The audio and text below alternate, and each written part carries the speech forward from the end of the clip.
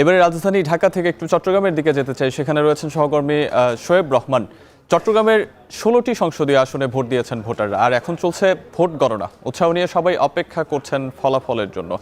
শোয়েব, আমরা ভোট গ্রহণের আগে চট্টগ্রামে বিভিন্ন ধরনের ছোট ছোট কিছু সহিংসতার খবর দেখেছি, এবং আজকে ভোট গ্রহণটা পুরোটা দিন আসলে কিভাবে কেটেছে এবং একই সঙ্গে ভোট গ্রহণ নিরবিচ্ছিন্ন চলছে কিনা জানাবেন বিস্তারিত।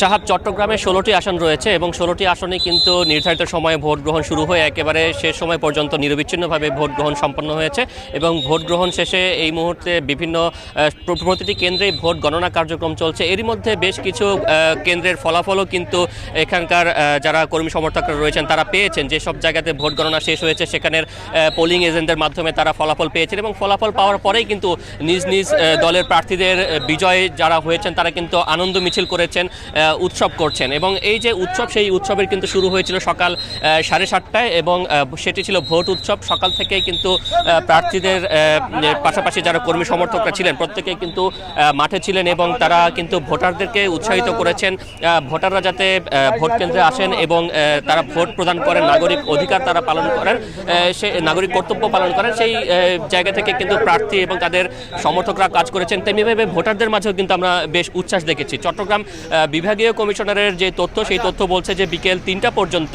প্রায় 45% ভোট কিন্তু পড়েছে চট্টগ্রামে। সেটি বিকেল 3টা পর্যন্ত তথ্যের কথা বলছি এবং এরপরেও কিন্তু আরও প্রায় 1.5 ঘন্টা পর্যন্ত ভোট গ্রহণ হয়েছে। তো সেই জায়গা থেকে মাঠের চিত্র এবং সমস্ত কিছু মিলিয়ে ধারণা করা যাচ্ছে যে চট্টগ্রামের 16টি আসন মিলিয়ে প্রায় 50 থেকে 55% ভোট পড়েছে বলে কিন্তু ধারণা করা যায়। এবং সেই ভোট কিন্তু নিরবিচ্ছিন্নভাবে সম্পন্ন হয়েছে এবং আইনশৃঙ্খলা বাহিনীর সদস্য, আপনি দেখতে পাচ্ছেন যে এই মুহূর্তে ভ্রাম্যমাণ আদালতের মাধ্যমে বিজিবি সদস্যরা কিন্তু ভোট কেন্দ্রে টহলে এসেছেন এবং ভোট গণনা শেষ হলেও আনুষ্ঠানিকভাবে ফলাফল শেষ ঘোষণার আগ পর্যন্ত কিন্তু তারা মাঠে থাকবেন এবং তারা কিন্তু ভোট কেন্দ্রের যে প্রবেশ পথ সেখানে যাতে এখনো পর্যন্ত কেউ বাধা সৃষ্টি করতে না পারেন এবং একই সাথে ভোট কেন্দ্রের যে নির্ধারিত দূরত্ব বজায় রাখার কথা বলা হয়েছে সেই দূরত্ব যাতে বজায় রাখেন সেই বিষয়টিও কিন্তু তারা বলছেন। এবং কর্মী সমর্থকরা প্রায় প্রতিটি কেন্দ্রের সামনে তারা অবস্থান করছেন।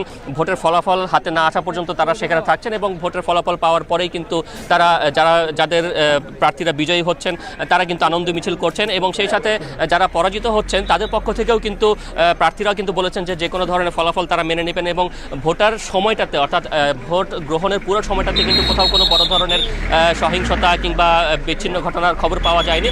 এবং অন্যদিকে ভোট গণনার পরেও কিন্তু আমরা দেখেছি যে এখনো পর্যন্ত চট্টগ্রামের 16টি আসনে শান্তিপূর্ণ পরিবেশ বজায় রয়েছে। দু একটি জায়গায় সাময়িক উত্তেজনা সৃষ্টি হলেও পরবর্তীতে কিন্তু আইনশৃঙ্খলা বাহিনীর হস্তক্ষেপে বা কঠোর অবস্থানের কারণে কিন্তু সেগুলো খুব বেশি বড় ধরনের দুর্ঘটনায় যায়নি।